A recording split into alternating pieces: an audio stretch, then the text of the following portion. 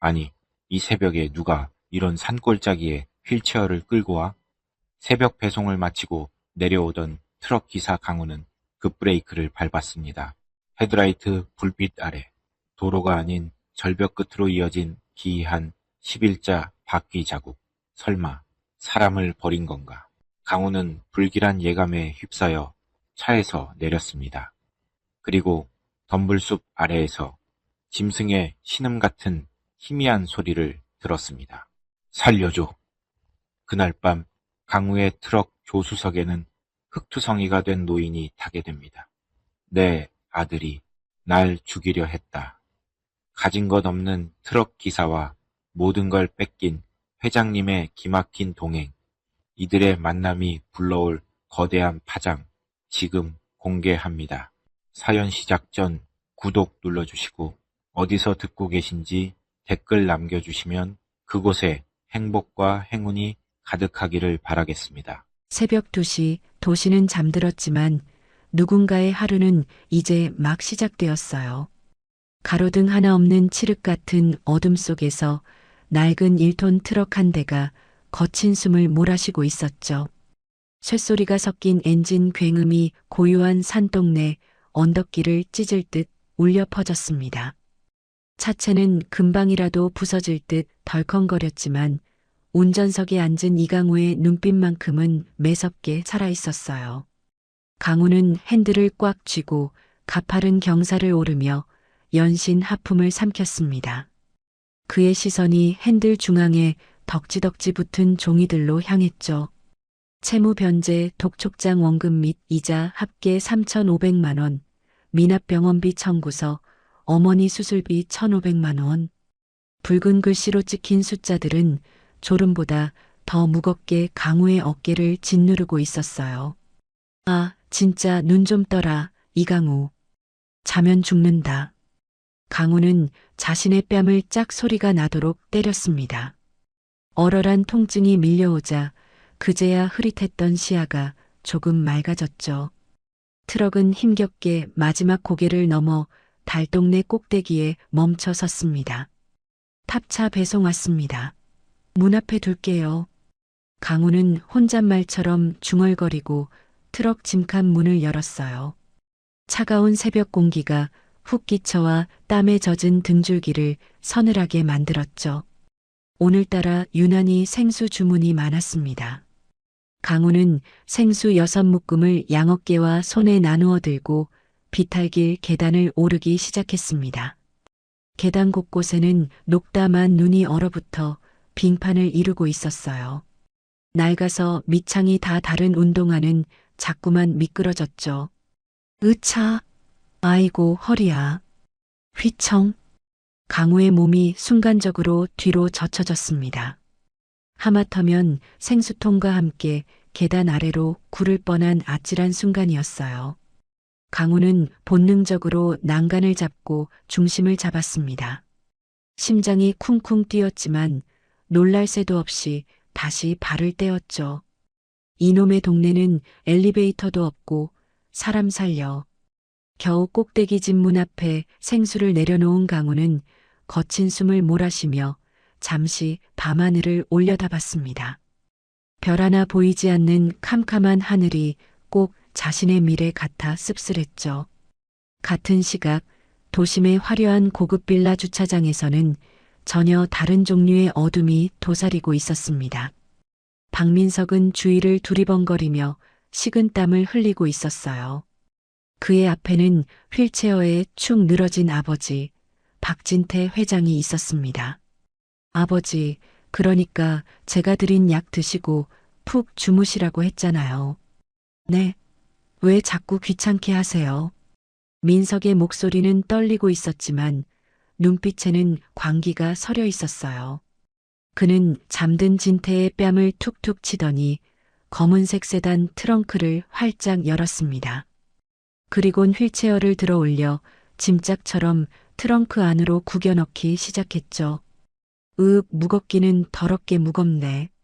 진태의 마비된 다리가 트렁크 밖으로 삐져나오자 민석은 신경질적으로 다리를 꺾어 안으로 밀어 넣었어요. 잠든 진태가 고통스러운지 미간을 찌푸렸지만 민석은 아랑곳하지 않았습니다. 쾅! 트렁크 문이 닫히는 소리가 지하 주차장에 음산하게 울려 퍼졌죠. 민석은 운전석에 올라타자마자 다시 한번 주위를 살폈습니다. CCTV에 붉은 불빛이 신경 쓰였지만 이미 손을 써둔 상태였죠.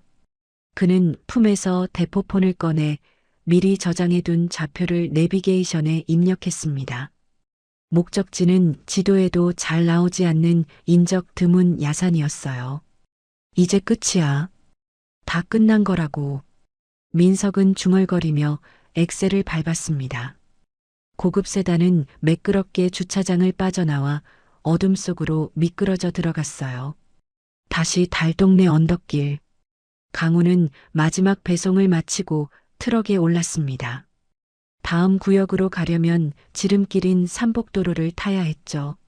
낡은 라디오에서는 활기찬 새벽 방송 DJ의 목소리가 흘러나오고 있었어요.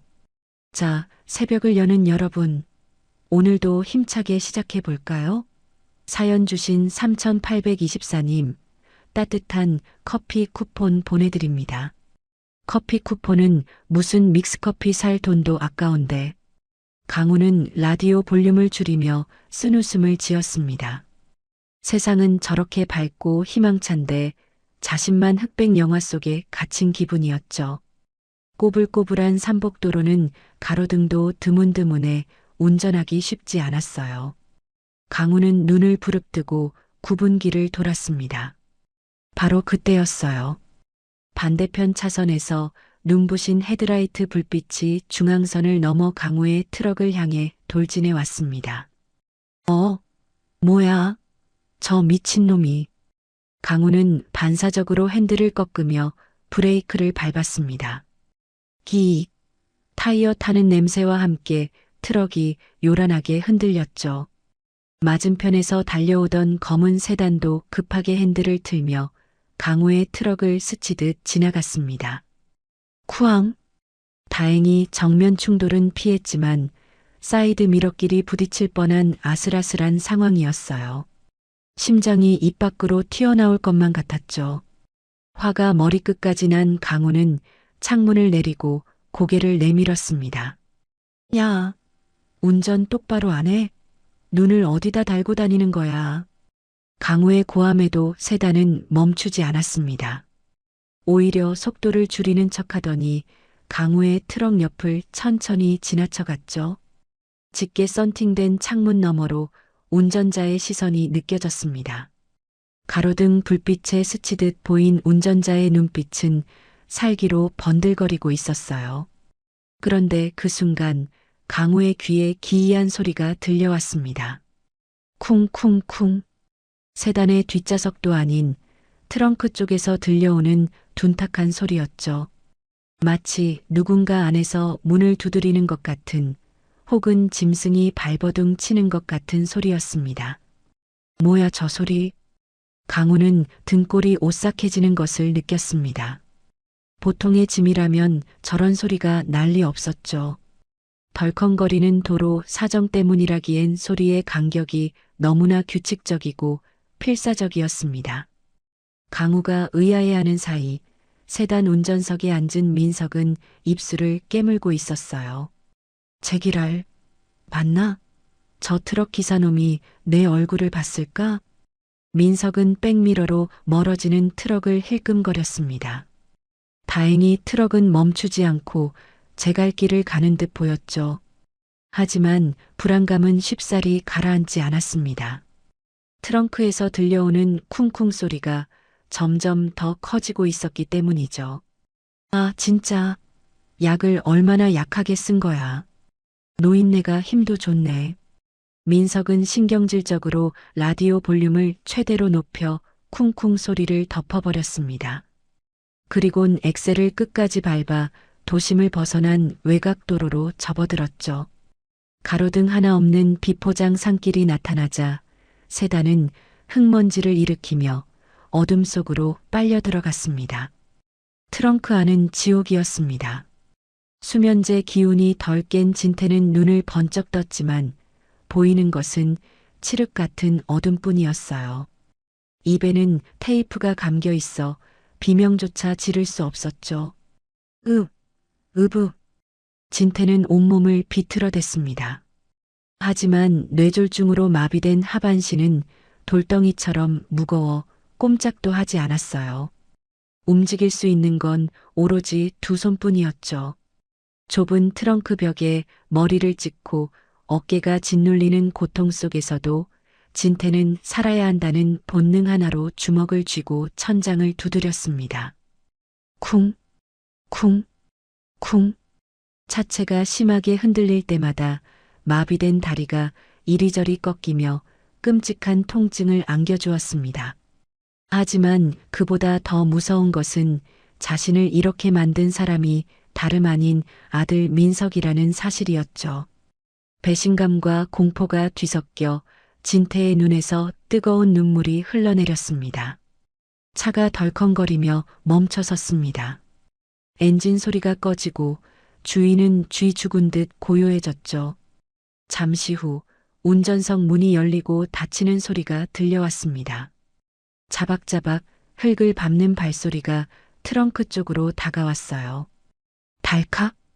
트렁크 문이 열리자 차가운 산바람과 함께 희미한 달빛이 쏟아져 들어왔습니다. 진태는 눈이 부셔 눈을 찡그렸죠. 그 위로 아들 민석의 그림자가 드리워졌습니다. 역광을 받은 민석의 얼굴은 표정을 읽을 수 없어 더 섬뜩했습니다. 아버지, 다 왔어요. 여기가 아버지 새 별장이에요. 민석은 비릿한 웃음을 흘리며 진태의 멱살을 잡고 트렁크 밖으로 끌어냈습니다. 휠체어를 먼저 바닥에 내동댕이 치듯 내려놓은 뒤 진태를 짐짝처럼 들어 올려 휠체어에 앉혔죠. 으읍. 진태는 필사적으로 고개를 저으며 애원하는 눈빛을 보냈습니다.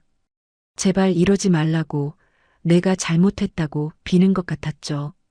하지만 민석은 아랑곳하지 않고 휠체어를 밀기 시작했습니다.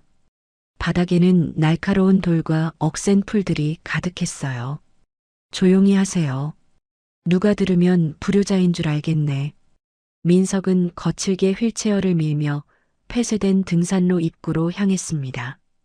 입산 금지라고 적힌 낡은 표지판이 비스듬히 기울어져 있었죠. 한편 산 아래 마을로 내려온 강우는 찜찜한 기분을 떨칠 수가 없었습니다. 마지막 배송지인 허름한 주택 앞에 트럭을 세웠지만 아까 마주친 그 검은 세단과 트렁크에서 들리던 소리가 머릿속을 맴돌았죠. 분명 쿵쿵거리는 소리였는데 짐이 굴러다니는 소리랑은 달랐어. 강우는 생수통을 내려놓으며 고개를 갸웃거렸습니다. 설마 납치라도 한 건가? 애인 영화를 너무 많이 봤어. 이강우. 이 새벽에 무슨 납치야? 그냥 술 취해서 트렁크에 친구라도 태웠나 보지. 강우는 애써 불안한 상상을 지워버리려 했습니다. 남의 일에 신경 쓸 여유 따위는 없었으니까요. 당장 오늘 안에 해결해야 할 빚 독촉과 내일 배송 물량이 산더미처럼 쌓여 있었습니다. 빨리 끝내고 가서 눈이라도 좀 붙이자. 엄마 병원 가려면 아침 일찍 일어나야 해. 강우는 다시 트럭에 올라 시동을 걸었습니다. 하지만 운전대를 잡은 손은 여전히 미세하게 떨리고 있었어요. 산 위쪽을 힐끔 쳐다봤지만 보이는 건 어둠뿐이었습니다.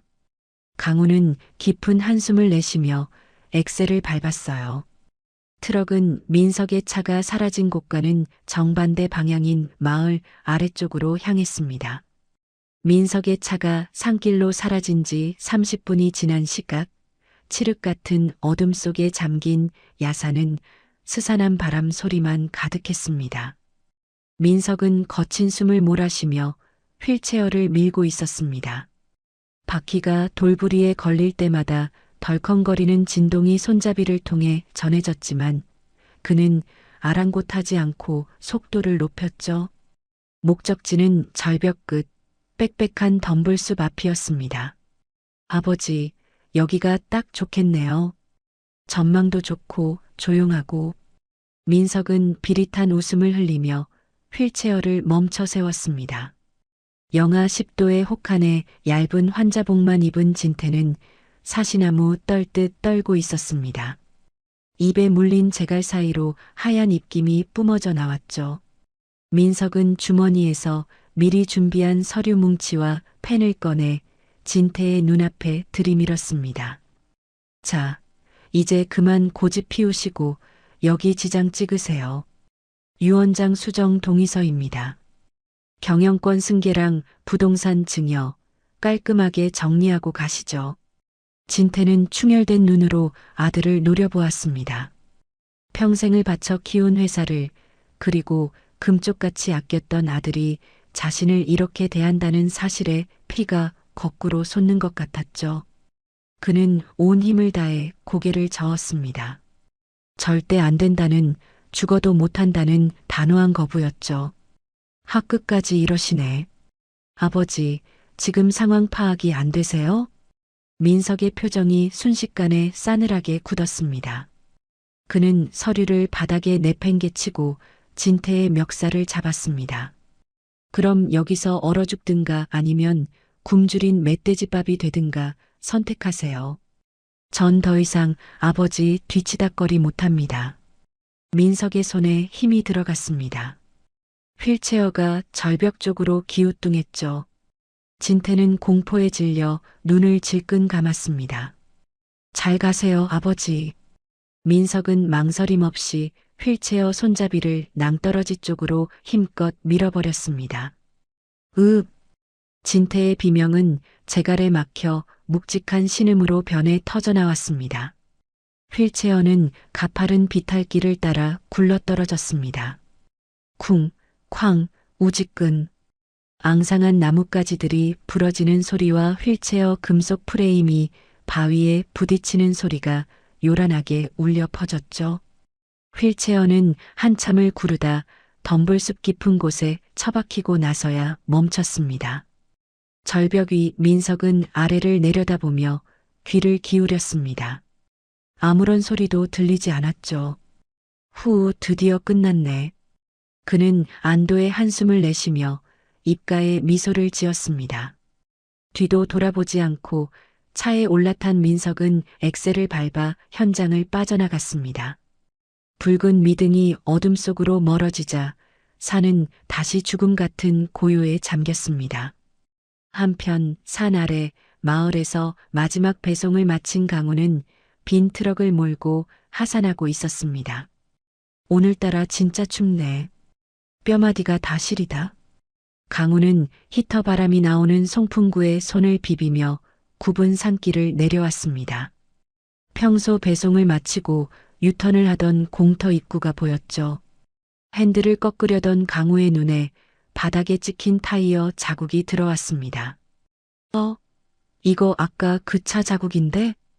방금 전 산 중턱에서 마주쳤던 그 고급 세단의 타이어 자국이었습니다.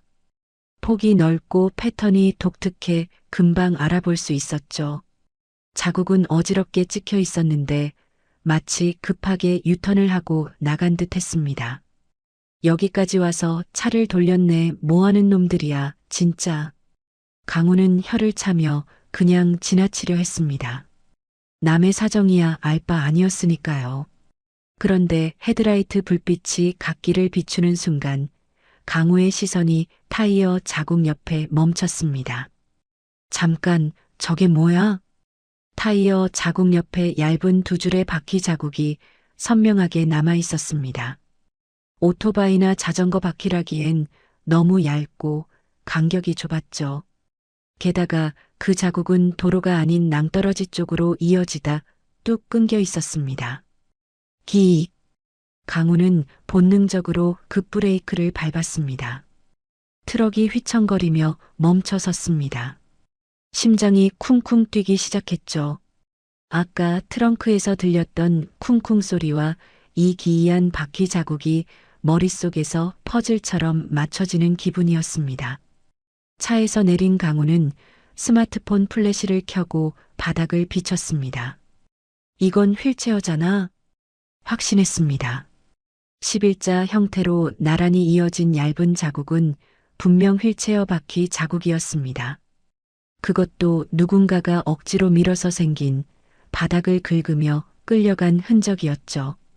강우는 소름 끼치는 한기를 느꼈습니다. 설마 진짜 사람을 버린 거야? 강우의 시선이 절벽 아래 어두운 덤불숲을 향했습니다. 끝이 보이지 않는 낭떠러지였습니다. 이성이 경고음을 울려댔죠. 야, 이강우. 엮이지 마. 피곤해져. 그냥 모른 척하고 가. 경찰에 신고하면 조사받느라 오늘 일 못 나가. 그럼 병원비는 어쩔 건데? 강우는 입술을 깨물며 트럭 문손잡이를 잡았습니다. 그냥 가서 잠이나 자자, 잊어버리자. 그렇게 마음먹고 발길을 돌리려던 찰나였습니다. 으으, 바람소리에 섞여 아주 희미한 신음소리가 들려왔습니다. 짐승의 울음소리가 아니었습니다. 분명 사람의 목소리, 그것도 고통에 찬 신음이었죠. 강우의 손이 멈칫했습니다. 젠장 진짜 미치겠네. 양심이 발목을 잡았습니다. 사람이 죽어가는데 그냥 갈 수는 없었습니다. 강우는 트럭 조수석에서 작업용 목장갑을 꺼내 꼈습니다. 그리고 플래시를 입에 물고 미끄러운 비탈길을 내려가기 시작했습니다. 계세요? 거기 누구 있어요? 강우는 엉덩이로 비탈을 뭉개며 미끄러져 내려갔습니다. 날카로운 나뭇가지들이 패딩 점퍼를 찢고 살을 스쳤지만 아랑곳하지 않았죠. 가시덤불을 헤치고 한참을 내려가자 뒤집힌 휠체어 바퀴가 달빛에 반사되어 번쩍였습니다. 찾았다. 강우는 서둘러 다가갔습니다. 휠체어 밑에는 한 노인이 깔려 있었습니다.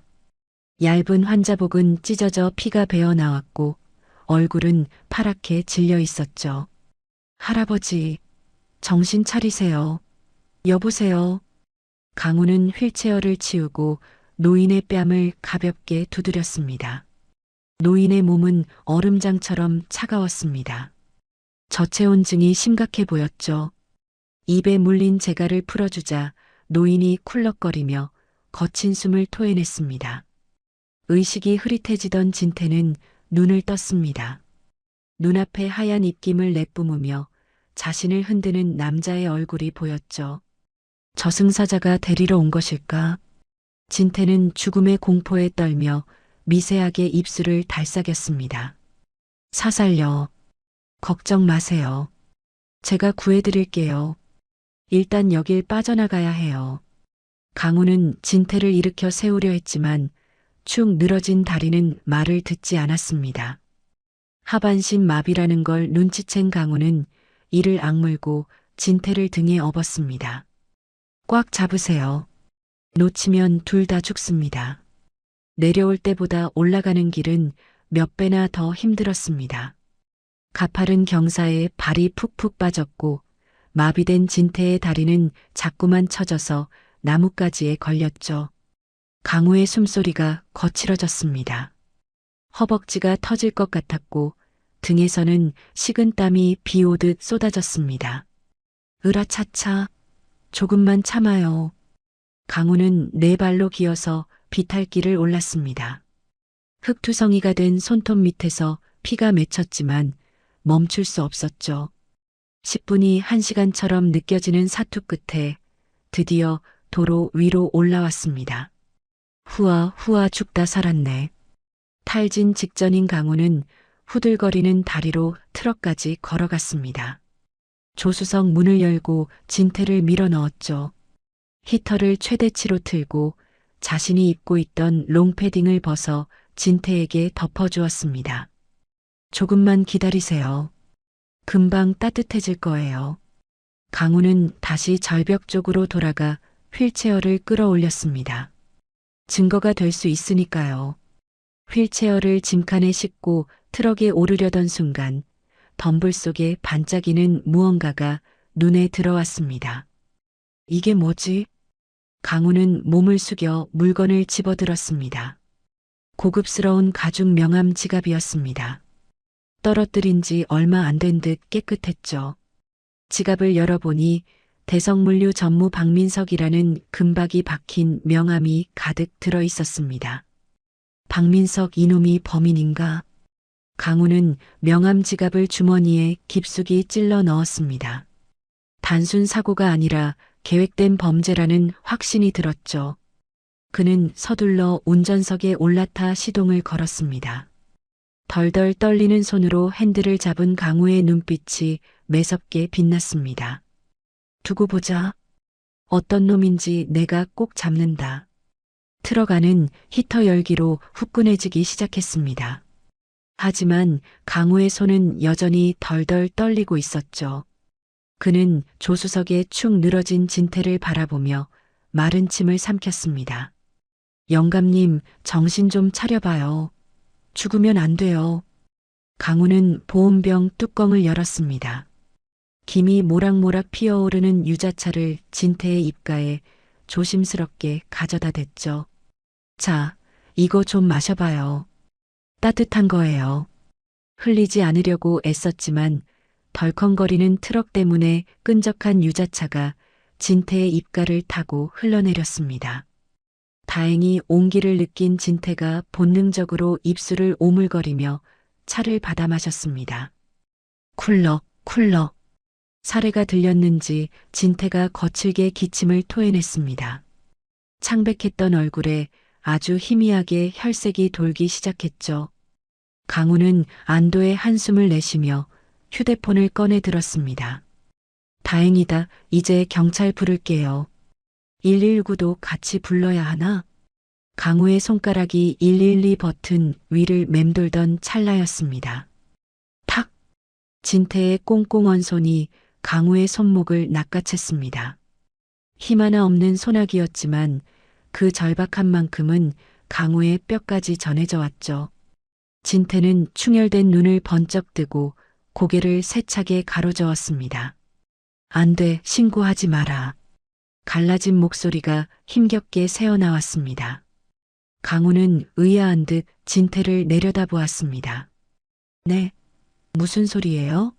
이 추위에 밖에서 얼어 죽을 뻔했잖아요. 누가 그랬는지 잡아야죠. 놈들이 알면 날 진짜 죽일 거다, 제발. 진태의 눈동자가 공포로 심하게 흔들렸습니다. 마치 짐승에게 쫓기는 초식동물의 눈빛 같았죠. 강우는 순간 멈칫했습니다. 단순히 길을 잃거나 사고를 당한 게 아니라는 직감이 들었기 때문입니다. 놈들이라뇨? 그럼 누가 쫓아오기라도 한단 말이에요? 강우는 진태의 손목을 잡고 따져 물었습니다. 하지만 진태는 대답 대신 거친 숨만 몰아쉬며 강우의 옷자락을 붙잡고 매달렸습니다. 병원은 안 돼. 기록 남으면 아들이 찾는다. 아들이 왜요? 아들이 버리기라도 했다는 겁니까? 강우의 목소리가 높아졌습니다. 천륜을 저버린 폐륜 범죄라니 상상만 해도 끔찍했죠. 하지만 진태는 눈물을 글썽이며 고개를 끄덕였습니다. 나를 숨겨다오, 부탁한다. 강우는 황당하다는 표정으로 머리를 쓸어 넘겼습니다. 아니, 할아버지. 저 오늘 배달 밀려서 바쁜 사람이에요. 그리고 제가 누군 줄 알고 숨겨달래요? 저도 먹고 살기 힘들어요. 강우는 단호하게 거절하려 했습니다. 낯선 사람, 그것도 범죄에 연루된 듯한 노인을 집에 들이는 건 미친 짓이었으니까요. 그때였습니다. 1억. 진태의 입에서 뜻밖의 단어가 튀어나왔습니다. 네. 나를 숨겨주면 1억을 주겠다. 지금 당장은 없지만 내 신원 보증은 확실하다. 강우는 헛웃음을 터뜨렸습니다. 1억이라니. 평생 만져보지도 못한 큰 돈을 이 거짓골을 한 노인이 주겠다니. 참나. 할아버지, 지금 농담하세요? 1억이 무슨 애 이름입니까? 혹시 치매 있으세요? 강우는 코웃음을 쳤지만 진태의 눈빛은 진지하다 못해 비장하기까지 했습니다. 거짓말 아니다. 내 목숨값이다. 믿어다오. 강우의 시선이 핸들에 붙어 있는 어머니 수술비 청구서 1,500만 원으로 향했습니다. 당장 이번 달까지 납부하지 않으면 수술 날짜가 밀릴 판이었죠. 1억이면 어머니 수술비는 물론이고 빚까지 다 갚고도 남는 돈이었습니다. 믿져야 본전이다. 어차피 이대로 가면 엄마 수술도 못 시켜드려. 강우는 입술을 깨물며 갈등했습니다. 이성이 끊임없이 경고음을 울려댔지만 현실의 무게가 더 무거웠습니다. 좋아요. 대신 조건이 있어요. 만약 거짓말이면 바로 경찰서 갑니다.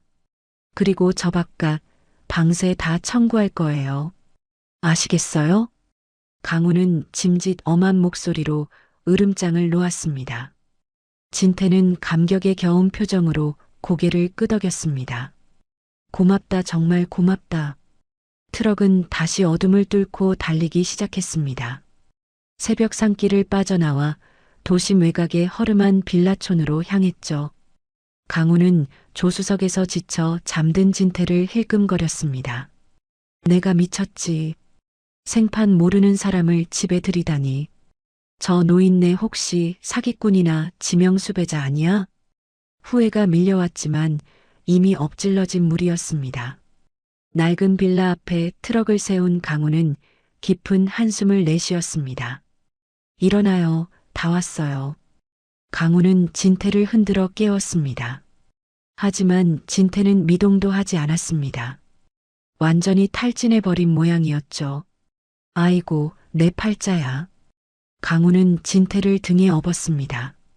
쌀가마니보다 가벼운 노인의 몸무게에 왠지 모를 측은함이 느껴졌습니다. 옥탑방까지 이어진 가파른 계단을 오르며 강우는 땀을 뻘뻘 흘렸습니다. 으차! 할아버지, 다이어트 좀 하셔야겠네. 좁은 방 안에 진태를 눕힌 강우는 젖은 환자복을 벗겨냈습니다. 그리고 자신의 헐렁한 티셔츠와 트레이닝복 바지를 입혀주었죠. 옷을 갈아입히던 중 강우의 시선이 진태의 몸에 멈췄습니다. 등과 허리, 팔다리 곳곳에 시퍼런 멍 자국들이 선명하게 남아 있었습니다. 휠체어에서 떨어질 때 생긴 상처라기엔 너무 오래된, 누군가에게 맞아서 생긴 듯한 흔적들이었죠. 이건 맞은 자국인데? 아들이 때리기라도 했나? 강우는 인상을 찌푸리며 멍 자국들을 조심스럽게 살폈습니다. 폐륜도 이런 폐륜이 없었습니다. 분노가 치밀어 올랐지만 일단은 잠든 노인을 편안하게 해주는 게 우선이었죠. 강우는 이불을 덮어주고 보일러 온도를 높였습니다. 다음 날 아침 따스한 햇살이 옥탑방 창문 틈으로 스며들어왔습니다. 진태는 눈을 찡그리며 잠에서 깼습니다. 낯선 천장, 곳곳에 핀 곰팡이 자국, 눅눅한 냄새. 자신이 살아있음을 실감하게 하는 풍경들이었죠. 달그락, 달그락. 부엌 쪽에서 소리가 들려왔습니다. 진태는 고개를 돌려 소리가 나는 쪽을 바라보았습니다. 강우가 가스버너 앞에 쭈그리고 앉아 무언가를 끓이고 있었습니다. 일어나셨어요? 강우는 퉁명스러운 말투로 물으며 냄비를 들고 다가왔습니다. 편의점에서 죽 사다가 데웠어요. 밥솥이 고장나서 밥은 못 해드려요. 이거라도 드세요. 강우는 플라스틱 숟가락과 함께 김이 모락모락 나는 전복죽을 내밀었습니다. 고맙네, 자네 이름이 뭔가? 진태는 떨리는 손으로 죽을 받아들며 물었습니다. 이강우요. 밥값은 나중에 1억에 포함시킬 테니까 걱정 마시고 드세요. 아, 그리고 저 출근해야 되니까 문단속 잘하시고요. 혹시라도 도망갈 생각 마세요. 강우는 짐짓 쌀쌀맞게 굴며 외투를 챙겨 입었습니다. 도망이라니 내 다리로는 화장실도 못 가네. 진태가 씁쓸하게 웃으며 자신의 마비된 다리를 두드렸습니다. 강우는 잠시 멈칫하더니 말없이 요강을 침대 옆에 가져다 놓았습니다. 이거 쓰세요. 정급하면 전화하시고. 강우가 현관문을 닫고 나가는 소리가 들렸습니다. 텅 빈 방 안에 홀로 남겨진 진태는 천천히 죽을 떠먹었습니다. 인스턴트 죽이었지만 세상 어떤 산의 진미보다 따뜻하고 맛있었습니다. 죽을 다 비운 진태는 힘겹게 몸을 일으켰습니다. 방구석에 놓인 낡은 지갑이 눈에 들어왔습니다. 강우가 두고 간 것이었죠. 호기심에 지갑을 열어보았습니다.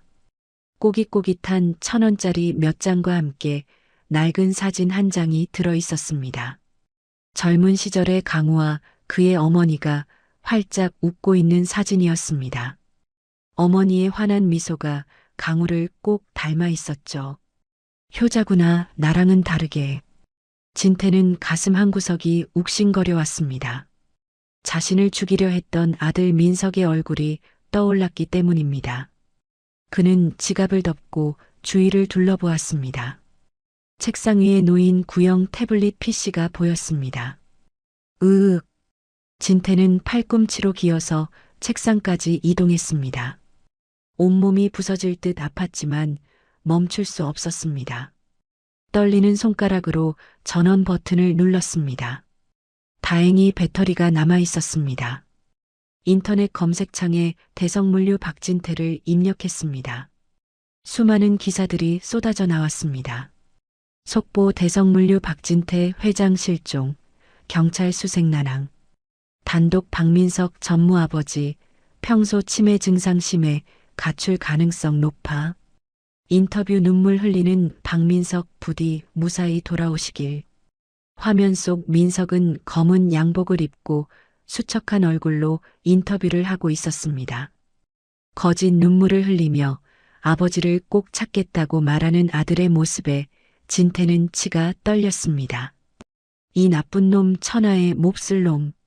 진태는 주먹을 꽉 쥐었습니다. 손톱이 손바닥을 파고들어 피가 맺혔지만 통증조차 느껴지지 않았습니다. 배신감과 분노가 온몸을 휘감았습니다. 치매, 가출? 내가 널 어떻게 키웠는데, 내 모든 걸 줬는데. 강우와 진태의 기묘한 동거가 시작된 지 3일이 지났습니다. 세상은 여전히 박 회장의 실종으로 떠들썩했지만 그 속사정은 전혀 달랐죠. 대성물류 본사 회의실. 민석은 창밖을 내려다보며 샴페인 잔을 흔들고 있었습니다. 그의 앞에는 경찰서장이 굽실거리며 앉아 있었죠.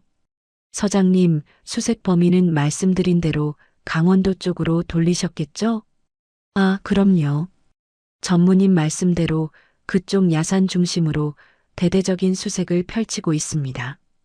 CCTV도 없고 목격자도 없으니 시간만 좀 끌면 될 겁니다. 민석은 만족스러운 듯 미소를 지었습니다. 좋습니다. 이사회 소집도 끝났으니 이제 경영권 승계만 마무리하면 되겠네요. 아버지가 치매로 가출하셨으니 장남인 제가 책임을 져야 하지 않겠습니까? 민석은 비릿한 웃음을 흘리며 잔을 비웠습니다.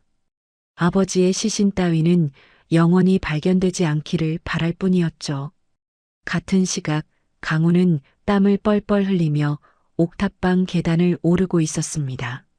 한 손에는 욕창 방지 매트가, 다른 한 손에는 성인용 기저귀 팩이 들려 있었죠. 아이고, 내 팔자야. 내가 무슨 요양보호사도 아니고. 강우는 투덜거리며 방문을 열었습니다. 방 안에는 퀴퀴한 냄새가 진동하고 있었죠. 진태는 민망한 듯 고개를 돌렸습니다. 왔나 미안하네. 냄새가 좀. 됐어요. 어차피 사람 사는 냄새 다 거기서 거기죠. 잠깐만 계세요. 환기부터 시키게. 강우는 창문을 활짝 열고 익숙하게 진태의 기저귀를 갈아주었습니다. 처음엔 쭈뼛거리던 손길도 이제는 제법 능숙해졌죠. 으차, 엉덩이 좀 들어봐요.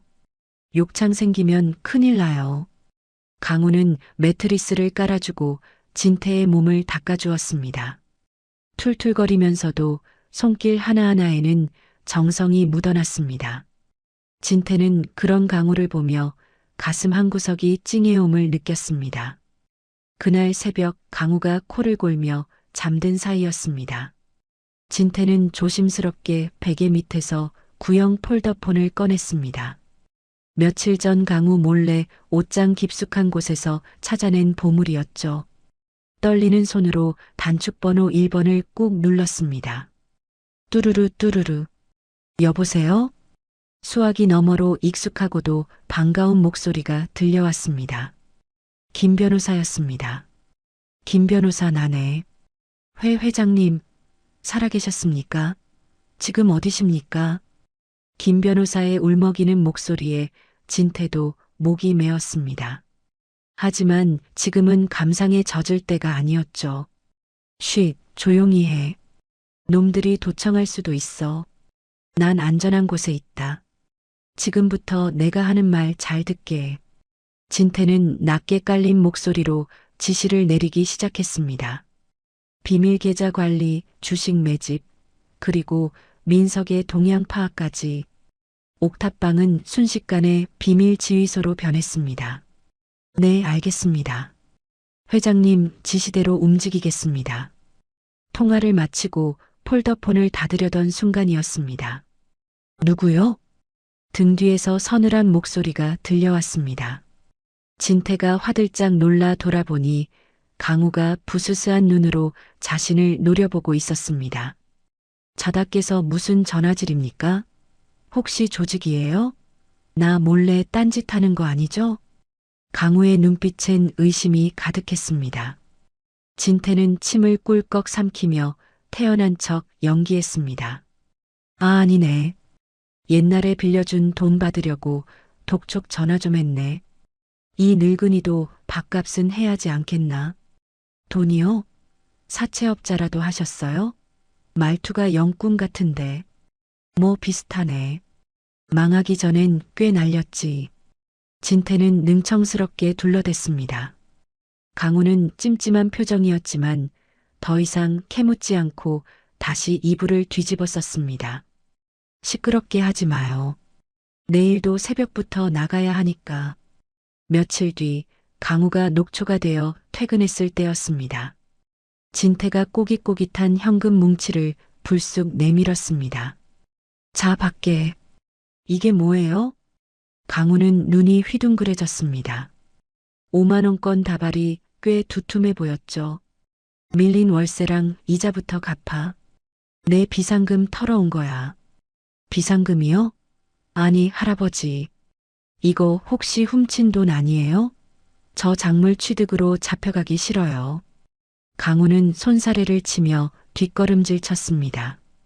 출처를 알 수 없는 돈은 무조건 의심부터 하고 보는 게 그의 철칙이었으니까요. 걱정 마. 내 심부름꾼 시켜서 찾아온 내 돈이야. 깨끗한 돈이라고. 진태는 강우의 손을 잡아 끌어 억지로 돈을 쥐어주었습니다. 자네 어머니 병원비도 급하다며. 일단 급한 불부터 꺼.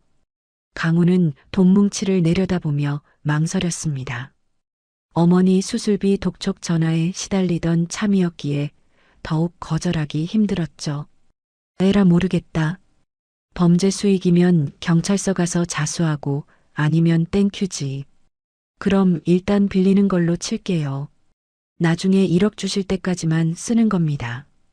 강우는 못 이기는 척 돈을 받아 챙겼습니다. 그날 밤 강우는 어머니 병원비를 일부 입금하고 한시름 놓을 수 있었습니다. 진태에 대한 경계심도 아주 조금 눈 녹듯 사라지기 시작했죠. 한편 민석은 초조함에 손톱을 물어뜯고 있었습니다. 일주일이 지나도록 아버지의 시신은커녕 옷까지 하나 발견되지 않았기 때문입니다. 젠장, 도대체 어디로 증발한 거야? 산신령이라도 잡아먹었나? 민석은 책상을 내리치며 고함을 질렀습니다. 그때 사무실 문이 열리고 험상궂게 생긴 남자가 들어왔습니다. 심부름센터 직원 독사였습니다. 전무님 찾았습니다. 뭐? 시체 찾았어? 아니요, 시체는 아니고 그날 새벽 그 산길을 지나간 차량이 딱 한 대 있었습니다. 독사는 태블릿 PC를 내밀었습니다. 화면에는 흐릿하게 찍힌 1톤 트럭의 사진과 번호판이 떠 있었죠. 이게 뭔데? 택배 트럭입니다. 이강우라는 놈이 모는 차죠. 이놈 동선을 통신사 기지국 기록으로 털어봤는데 산길 입구에서 한참 머물다가 내려왔습니다. 아주 수상하죠. 민석의 눈이 번뜩였습니다. 택배기사? 쥐새끼 같은 놈이 있었구만. 당장 잡아와. 족쳐서라도 불게 만들어.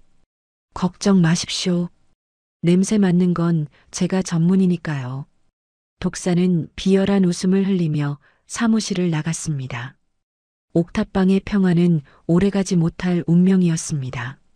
하지만 아직 그 사실을 모르는 진태와 강우는 서로에게 조금씩 마음을 열어가고 있었죠. 진태는 강우에게 스마트폰 주식거래 어플 사용법을 배웠습니다. 이거 누르면 매수, 이거 누르면 매도. 아시겠죠? 근데 할아버지, 주식 좀 하세요? 괜히 돈 날리지 마요. 허허, 걱정 마라. 내가 이래봬도 감은 좀 있거든. 진태는 강우가 잠든 사이 비밀 계좌에 접속해 대성물류 주식을 야금야금 사모으기 시작했습니다. 민석이 경영권을 방어하기 위해 자금을 끌어모으는 타이밍에 맞춰 주가를 흔들어댈 계획이었죠. 두고 봐라, 민석아. 네가 가진 주식 휴지 조각으로 만들어주마. 진태의 손가락이 매수 버튼을 누를 때마다 화면 속 숫자들이 춤을 췄습니다. 강우는 진태가 단순히 소일거리를 하는 줄 알았지만 진태의 눈빛은 전쟁터에 나선 장수처럼 매서웠습니다. 어느 날 저녁 강우는 진태와 함께 컵라면을 먹으며 물었습니다. 할아버지, 진짜 뭐 하던 분이에요? 주식 보는 눈이 예사롭지 않던데. 그냥 장사 좀 했어. 사람 상대하는 장사. 진태는 국물을 후루룩 마시며 대수롭지 않게 대답했습니다. 사람 상대하는 장사라 하긴 눈치가 보통이 아니시네. 강우는 고개를 끄덕였습니다.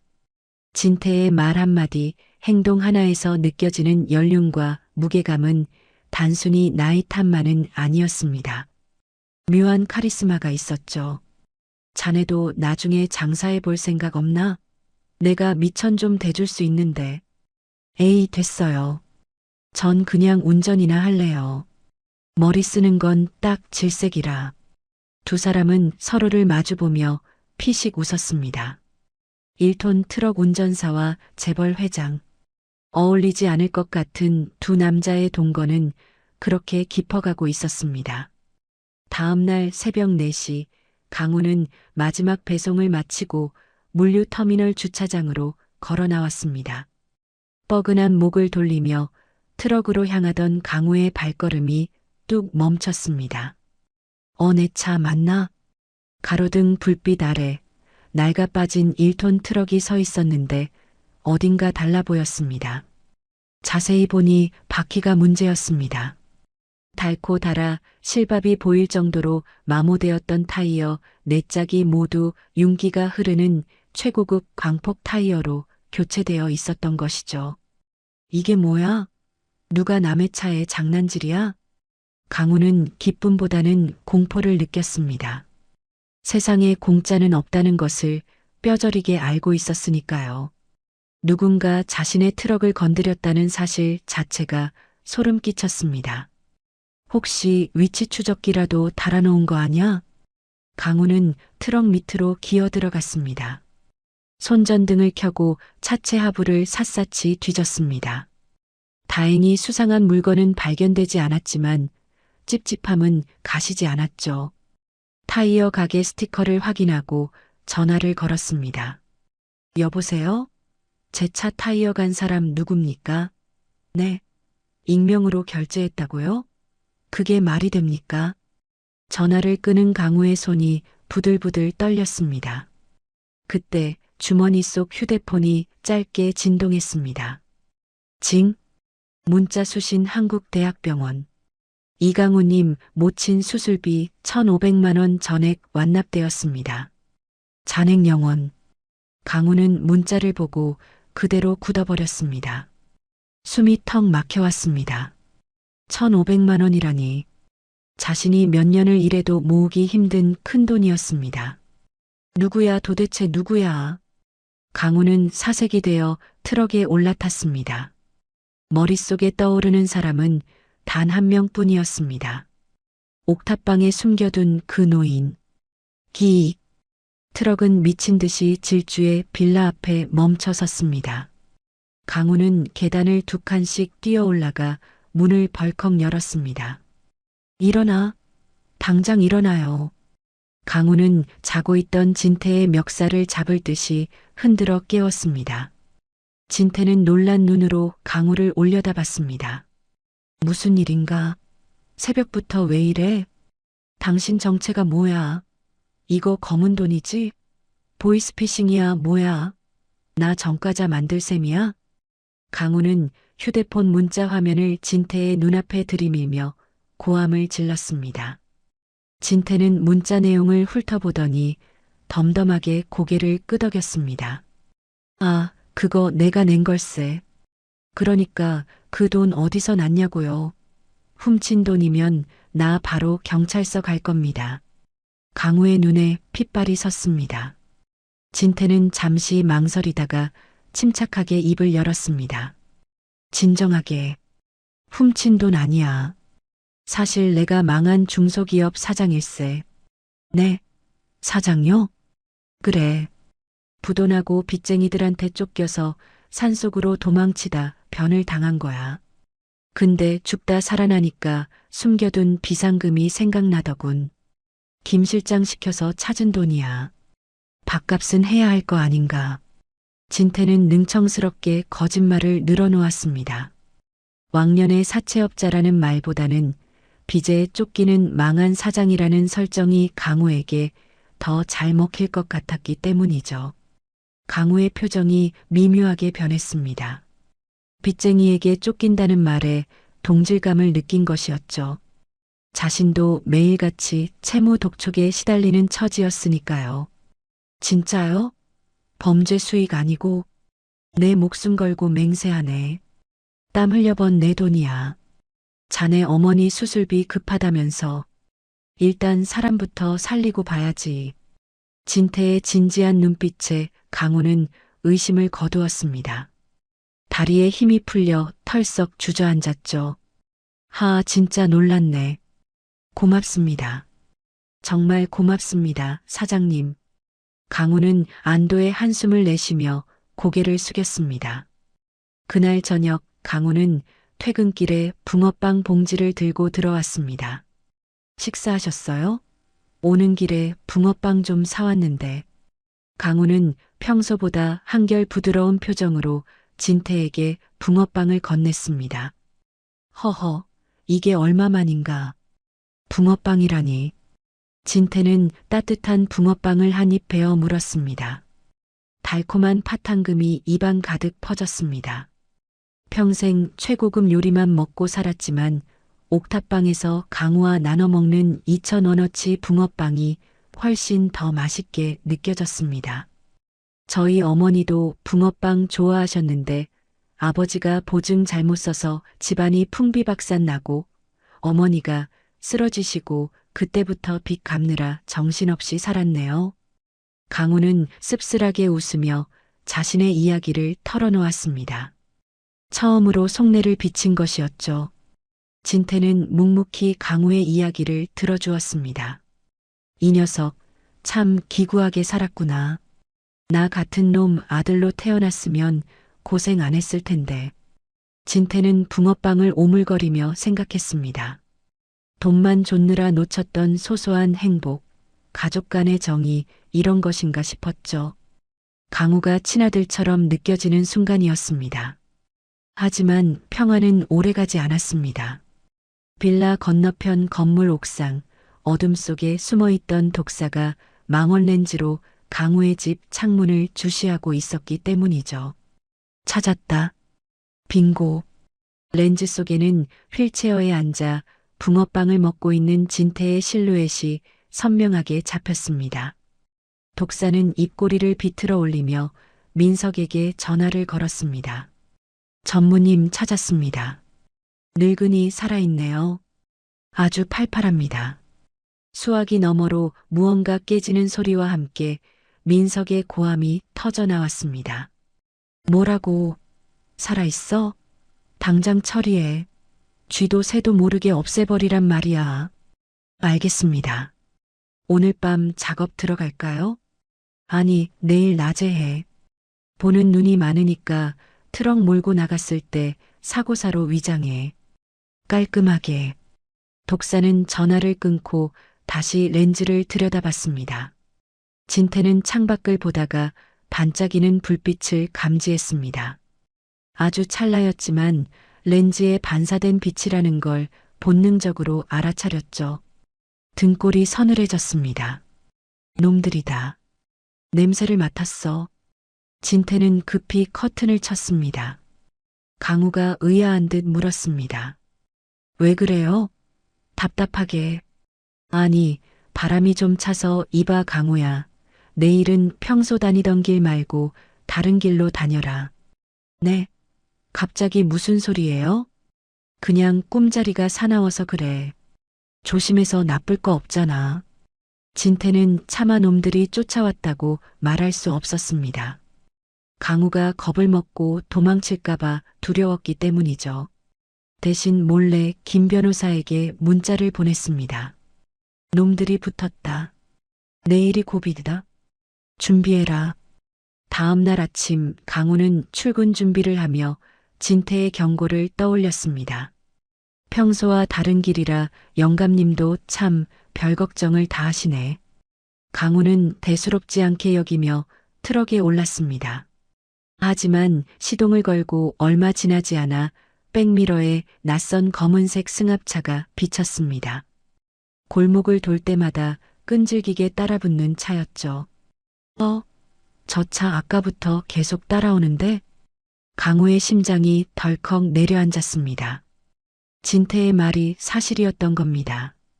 한편 김 변호사는 진태의 연락을 받고 사설 경호팀을 급파했습니다. 덩치 큰 사내들이 탄 승용차 몇 대가 강우의 집 근처 골목 곳곳에 잠복했습니다. 만일의 사태에 대비해 진태를 탈출시킬 준비를 마친 것이었죠. 강우의 눈이 백미러에 고정되었습니다. 검은색 승합차 2대가 마치 사냥감을 쫓는 하이에나처럼 트럭 뒤를 바짝 붙어오고 있었죠. 젠장, 진짜네. 할아버지 말이 맞았어. 강우는 본능적으로 가속 페달을 깊게 밟았습니다.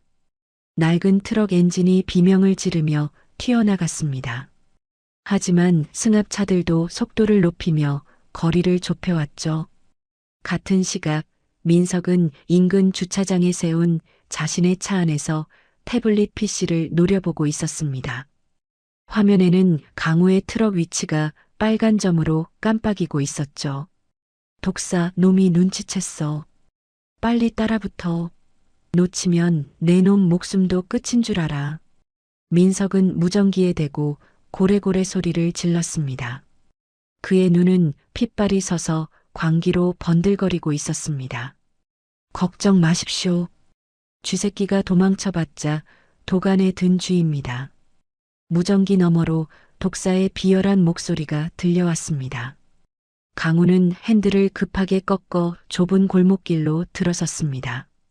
익숙한 동네라 지리를 훤히 꿰고 있었죠. 이봐요, 할아버지. 큰일 났어요. 진짜 빚쟁이들이 쫓아왔어요. 중소기업 사장이라더니 원한 상계 맞나 봐요. 강우는 블루투스 이어셋에 대고 다급하게 외쳤습니다. 강우야, 침착해라. 당황하지 말고 내 말 잘 들어. 진태의 목소리는 의외로 차분했습니다. 지금 어디냐?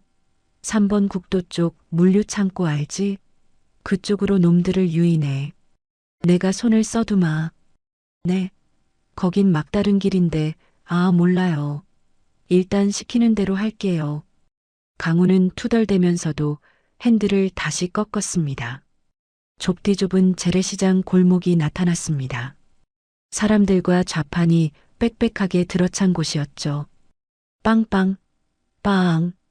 강우는 경적을 울리며 시장통을 뚫고 지나갔습니다. 상인들이 욕설을 퍼부으며 길을 비켜주었죠. 뒤따르던 승합차 한 대가 무리하게 진입하려다 전봇대를 들이받았습니다. 쾅! 나이스! 하나 떨어져 나갔고 강우는 환호성을 질렀습니다. 하지만 기쁨도 잠시 나머지 한 대인 독사의 승합차가 끈질기게 따라붙었습니다. 쾅! 승합차가 트럭 측면을 들이받았습니다.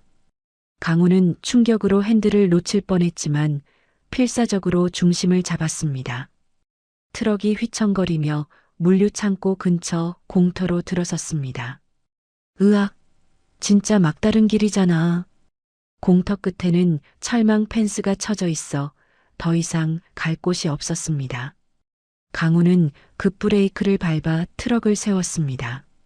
승합차 문이 열리고 독사와 덩치 큰 사내들이 쇠파이프를 들고 내렸습니다. 그들의 얼굴엔 살기가 가득했죠. 나오라고 해.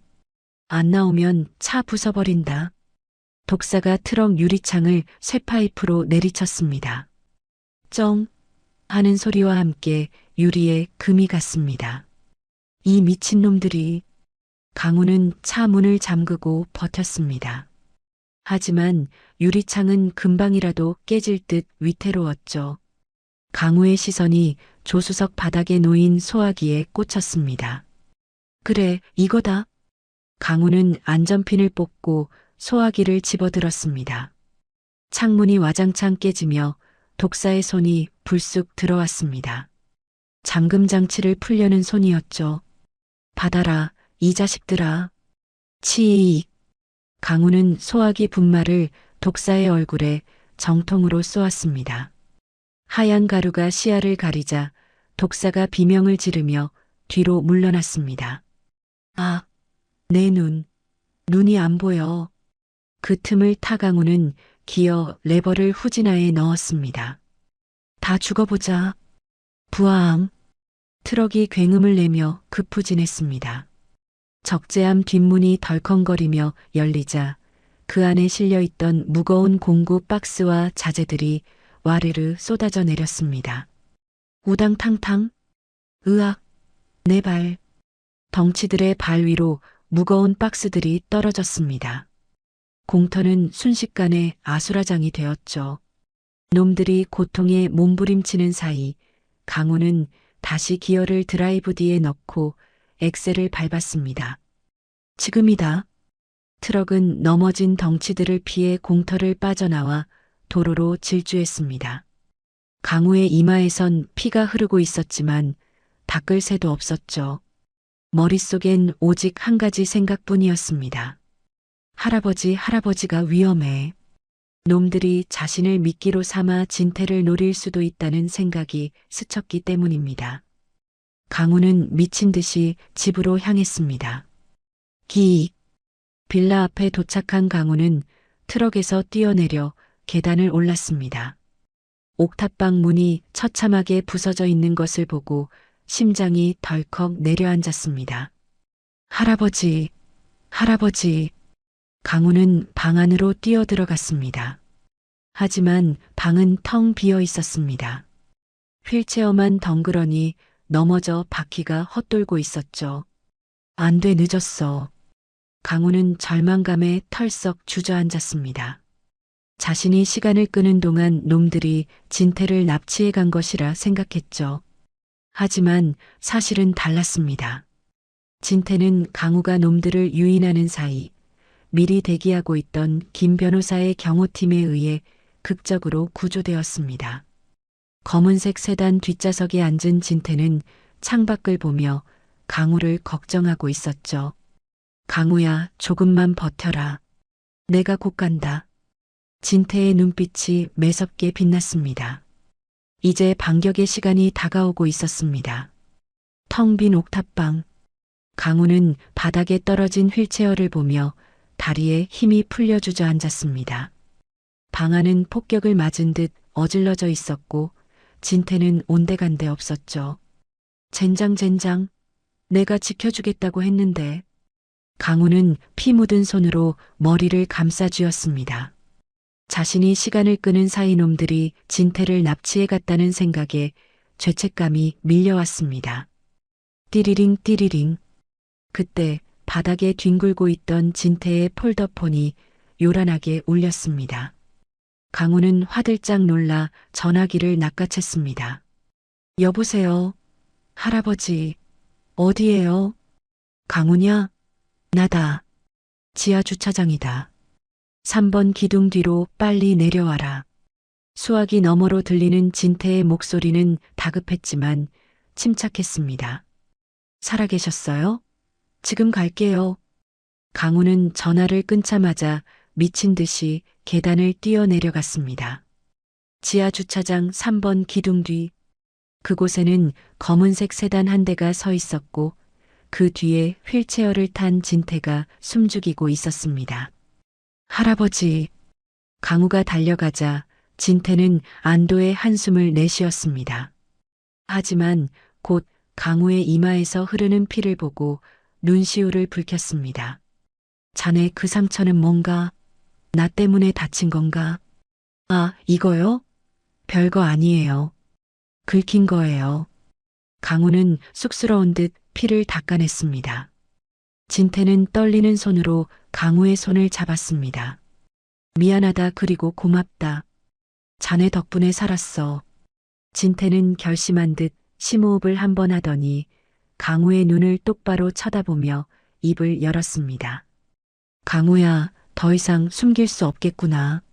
나 사실 대성물류 회장 박진태다. 네, 회장이요? 에이, 농담하지 마세요. 중소기업 사장이라면서요. 강우는 헛웃음을 터뜨렸습니다.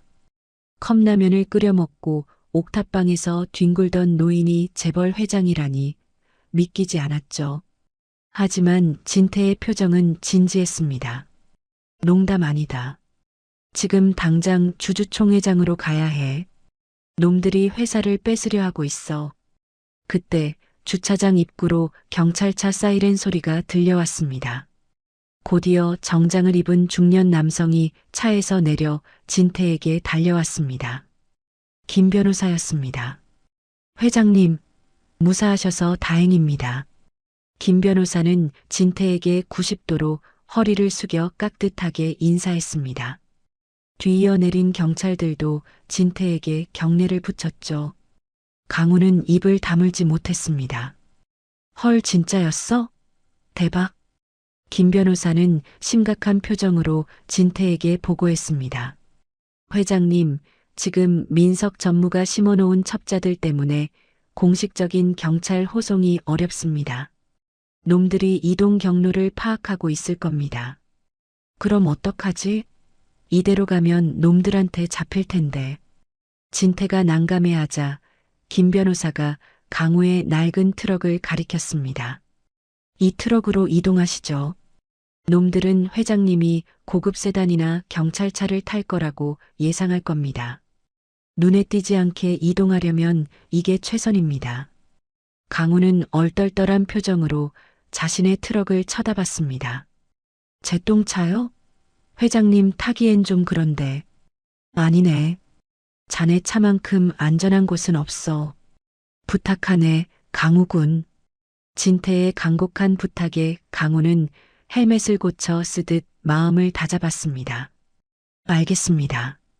회장님이면 진작 말을 했어야죠. 그동안 컵라면 먹인 거 다 청구할 겁니다. 꽉 잡으세요. 강우는 투덜대면서도 진태를 조수석에 태우고 안전벨트를 채워주었습니다. 휠체어는 짐칸에 싣고 김 변호사는 뒷좌석 짐칸에 몸을 숨겼습니다. 출발합니다. 트럭은 굉음을 내며 주차장을 빠져나갔습니다. 한편 민석은 사무실에서 보고를 받고 이성을 잃었습니다. 뭐, 놓쳤어? 이 병신들아, 당장 트럭 찾아. 들이받아서라도 멈추란 말이야.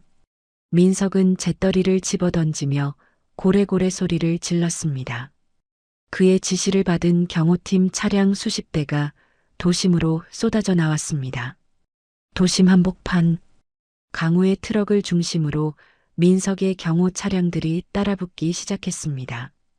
검은색 세단들이 트럭을 에워싸고 위협 운전을 했죠. 오라, 이것들이네. 감히 내 구역에서 까불어. 강우는 핸들을 꽉 쥐었습니다. 매일 새벽 골목길을 누비며 다져진 운전 실력이 빛을 발할 때였습니다. 할아버지, 꽉 잡으세요. 좀 흔들릴 겁니다. 기익. 강우는 핸들을 급하게 꺾어 칼치기로 세단 사이를 빠져나갔습니다. 트럭의 높은 차체를 이용해 옆에서 밀어붙이는 세단을 도로 밖으로 밀어내버렸죠. 쾅! 세단 한 대가 가드레일을 들이받고 멈춰 섰습니다. 나이스! 하나 보냈고, 강우는 신이 나서 소리쳤습니다. 하지만 경호 차량들은 끈질기게 따라붙었습니다. 진태는 흔들리는 차 안에서도 침착함을 잃지 않았습니다. 김 변호사, 주주총회 시작 최대한 늦춰. 내가 도착할 때까지 절대 시작하면 안 돼. 진태는 폴더폰에 대고 고함쳤습니다. 그리고 강우를 보며 말했죠. 강우야, 내 목숨은 자네 운전대에 달렸다. 믿는다. 그 말에 강우의 눈빛이 달라졌습니다. 회장님이 아니라 자신을 믿어주는 한 노인을 위해 핸들을 돌렸습니다. 걱정 마세요. 제가 배달 하나는 기가 막히게 하거든요. 주주총회가 열리는 호텔이 저 멀리 보였습니다. 하지만 호텔 입구는 민석의 차량들로 바리케이드가 쳐져 있었죠. 저길 어떻게 뚫지? 강우가 난감해하자 진태가 앞을 가리켰습니다. 저기 과속 방지턱? 저걸 이용해. 네, 저걸요? 에라, 모르겠다. 갑니다. 강우는 엑셀을 끝까지 밟았습니다. 트럭은 무서운 속도로 돌진해 과속 방지턱을 들이받았습니다. 붕! 트럭이 공중으로 붕 떠올랐습니다. 마치 영화의 한 장면처럼 트럭은 바리케이드를 넘어 호텔 정문 화단으로 착지했습니다. 쿠궁! 타이어 타는 냄새와 흙먼지가 피어올랐습니다. 트럭은 호텔 로비 유리문 코앞에서 가까스로 멈춰 섰습니다. 도착했습니다. 강우는 문을 박차고 나갔습니다. 짐칸에서 휠체어를 내리고 흙투성이가 된 진태를 태웠습니다. 가시죠, 회장님. 강우는 휠체어를 밀고 로비로 달렸습니다. 경호원들이 막아서려 했지만 뒤따라온 광수대 형사들이 공포탄을 쏘며 길을 터주었습니다. 탕, 탕, 길 비켜, 경찰이다. 형사들의 외침에 경호원들이 주춤했습니다. 강우는 그 틈을 타 회의장 문 앞으로 돌진했습니다. 열려라 참깨. 쾅! 강우는 발로 회의장 문을 걷어찼습니다. 육중한 문이 활짝 열리며 회의장 안의 모든 시선이 집중되었습니다. 진태는 품속에서 무언가를 꺼내 들었습니다. 민석이 유기 현장에 떨어뜨린 명함 지갑과 강우가 찍어둔 휠체어 자국 사진이었습니다. 박민석 내 죄를 물으러 왔다. 주주총회장의 육중한 문이 열리는 순간 실내는 마치 시간이 멈춘 듯 정적에 휩싸였습니다.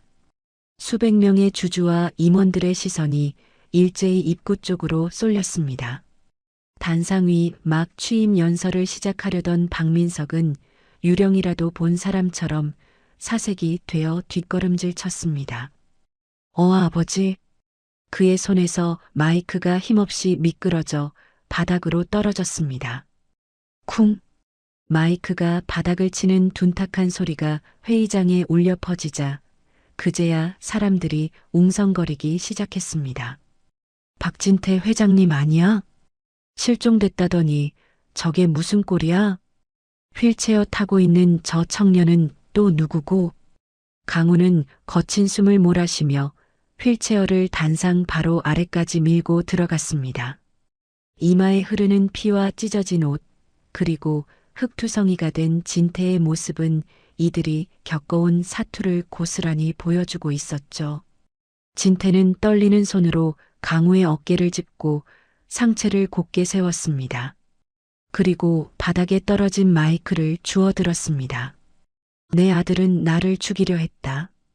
진태의 목소리는 작았지만 회의장 구석구석까지 명확하게 전달되었습니다. 장내는 찬물을 끼얹은 듯 다시 조용해졌습니다. 민석이 저놈이 제 아비를 산속에 내다버리고 짐승밥이 되게 만들었어. 진태의 고함과 동시에 강우가 김 변호사에게 신호를 보냈습니다. 회의장 정면의 대형 스크린 화면이 바뀌었습니다. 치지직. 화면에는 어두운 밤 민석의 고급 세단이 인적 없는 산길로 들어가는 블랙박스 영상이 재생되었습니다. 이어서 낭떠러지 끝에 선명하게 남은 11자 휠체어 자국 사진과 덤불 속에 처박혀 있던 진태의 처참한 모습이 담긴 사진들이 연달아 나타났습니다. 세상에 저게 뭐야? 말도 안 돼, 진짜 페리나였어? 주주들은 경악을 금치 못하며 입을 틀어막았습니다. 카메라 플래시가 미친 듯이 터지기 시작했습니다. 궁지에 몰린 민석은 얼굴이 불그락푸르락해져 소리를 질렀습니다. 이건 조작입니다. 음해예요. 저 노인네 지금 치매라서 헛소리하는 겁니다. 저 영상도 다 가짜라고요. 민석은 단상 아래로 내려와 진태를 향해 삿대질을 해댔습니다. 아버지, 노망이 나도 곱게 나셔야죠. 어떻게 아들한테 이런 누명을 씌웁니까? 그때였습니다. 김 변호사가 서류 한 장을 들고 앞으로 나섰습니다. 조작이라고 하셨습니까? 여기 국립과학수사연구원의 DNA 감식 결과가 있습니다. 김 변호사는 서류를 높이 들어 보이며 차분하게 말을 이었습니다. 박민석 전무 차량 트렁크 내부에서 박진태 회장님의 타액과 혈흔이 검출되었습니다. 짐 싣는 트렁크에 아버지를 태우고 산으로 간 겁니까? 결정적인 증거 앞에 민석은 할 말을 잃었습니다.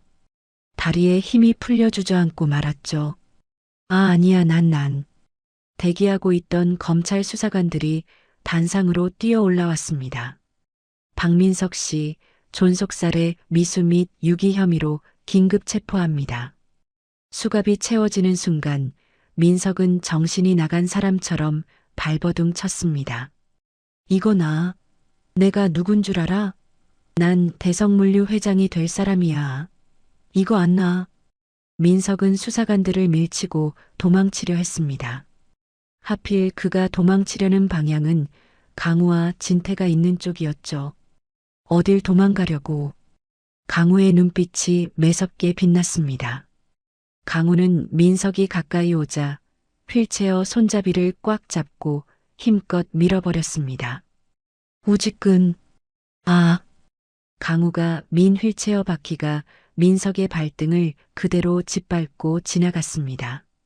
민석은 외마디 비명을 지르며 바닥에 뒹굴었습니다.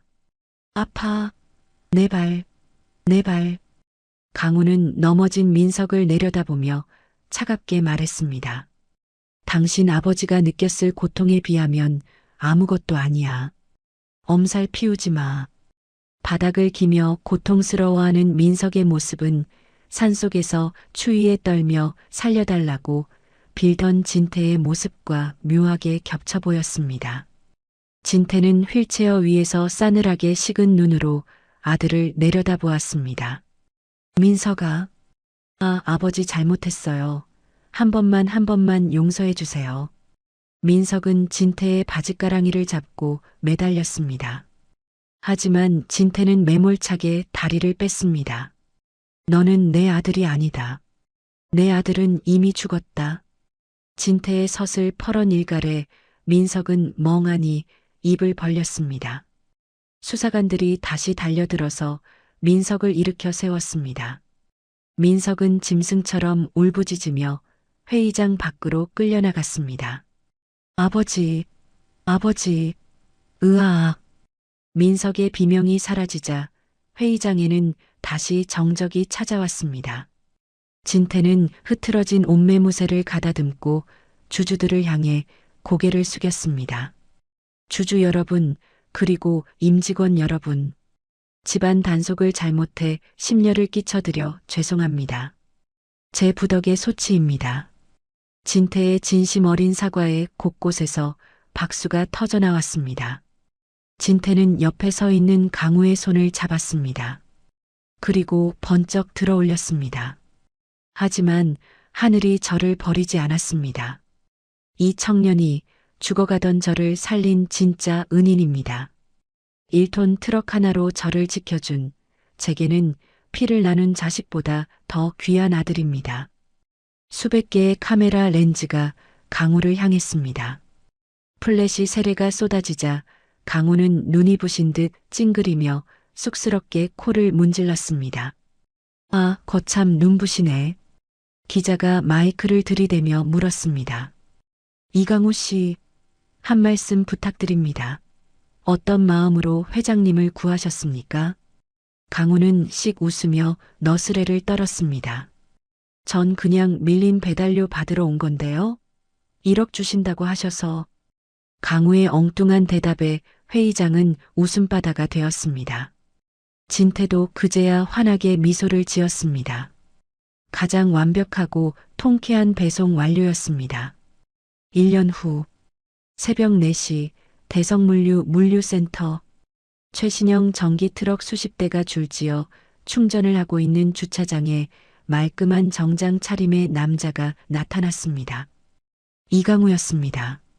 가슴에는 물류혁신 팀장이라는 명찰이 달려 있었죠. 자자, 기사님들. 오늘도 안전운전 아시죠? 빙판길 조심하시고요. 김 기사님, 저번처럼 과속하시면 안 됩니다. 강우는 기사들에게 캔커피를 돌리며 활기차게 인사를 건넸습니다. 기사들도 강우를 반갑게 맞이했죠. 어이구, 이 팀장님, 오늘도 새벽같이 나오셨네. 사무실에만 계시라니까. 에이, 몸이 근질거려서 안 됩니다. 현장 냄새 맡아야 사는 것 같죠. 강우는 여전히 넥타이를 불편해하며 셔츠 단추를 풀었습니다. 최연소 팀장이 되었지만 그는 책상머리보다는 현장이 더 편한 천생꾼이었습니다.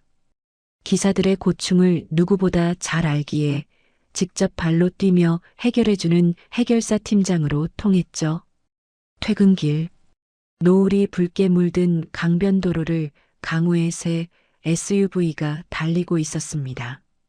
조수석에는 건강을 많이 회복한 진태가 앉아 있었습니다. 지팡이를 짚긴 했지만 혈색은 몰라보게 좋아져 있었죠. 할아버지, 오늘 저녁 뭐 드실래요? 어머니가 된장찌개 끓여놨다고 하시던데. 된장찌개? 좋지. 자네 어머니 솜씨가 일품이야. 근데 자네 운전 좀 살살하게. 멀미 나겠어. 진태가 투덜대자 강우가 피식 웃었습니다. 아니, 왕년에 1톤 트럭 타고 도심 추격전도 하신 분이 엄살은. 그때야 살려고 그랬던 거고. 요즘 승차감이 너무 좋아지니까 사람이 간사해지나 봐. 엉덩이가 배겨. 두 사람은 여느 부자지간처럼 투닥거리며 농담을 주고받았습니다. 진태는 창밖으로 스쳐 지나가는 풍경을 바라보며 묘한 표정을 지었습니다. 강우야. 네. 가끔은 그때 그 1톤 트럭 승차감이 그립구나. 덜컹거리고 기름 냄새나고 히터 소리 요란했던 그 차 말이야. 그 트럭은 진태에게 단순한 탈것이 아니었습니다. 죽음의 문턱에서 자신을 구해준 생명의 방주이자 잃어버린 사람의 온기를 다시 느끼게 해준 공간이었으니까요. 강우는 백미러로 진태를 보며 씩 웃었습니다. 그 똥차요? 폐차장에 보내려다가 할아버지 때문에 창고에 박아뒀잖아요. 정그러시면 주말에 한번 태워드려요? 대신 허리 나가는 건 책임 못 집니다. 허허, 이 녀석? 말하는 본세하고는. 진태의 호탕한 웃음소리가 차 안에 울려 퍼졌습니다. SUV는 부드럽게 코너를 돌아 주택가로 들어섰습니다. 저 멀리 대문 밖에서 강우의 어머니가 손을 흔들며 기다리고 있는 모습이 보였습니다. 따뜻한 주황빛 가로등 아래 세 사람의 저녁 식사가 차려진 집 안 풍경이 창문을 통해 비쳤습니다. 더 이상 춥지도 외롭지도 않은 진짜 가족의 모습이었습니다. 여러분, 오늘 들려드린 강우와 진태 회장님의 이야기 어떠셨나요? 차가운 새벽 공기를 가르며 달리는 낡은 1톤 트럭 안에서 피어난 기적 같은 인연. 피 한 방울 섞이지 않았지만 서로의 빈자리를 채워주며 진정한 가족이 되어가는 두 사람의 모습이 참 뭉클하게 다가왔습니다. 세상에 돈보다 귀한 것이 없다고들 하지만 결국 사람을 살리는 건 사람의 온기라는 것을 다시 한번 느끼게 해주네요. 1억 원이라는 돈보다 강우가 건넨 따뜻한 유자차 한 잔과 붕어빵 하나가 얼어붙은 진태 회장님의 마음을 녹였던 것처럼 말이죠. 혹시 지금 여러분의 곁에도 무심코 지나쳤던 소중한 인연이 있지는 않은가요? 팍팍한 현실에 치여 잠시 잊고 지냈던 가족, 친구 혹은 이웃들에게 따뜻한 말 한마디 건네보는 건 어떨까요? 강우의 낡은 트럭 히터처럼 여러분의 작은 관심이 누군가에게는 다시 살아갈 힘이 될지도 모릅니다. 오늘도 각자의 자리에서 치열하게 하루를 살아내신 여러분 모두를 응원합니다. 강우처럼 성실하게 흘린 땀방울이 언젠가는 반드시 여러분의 인생을 빛나게 해줄 거라 믿습니다.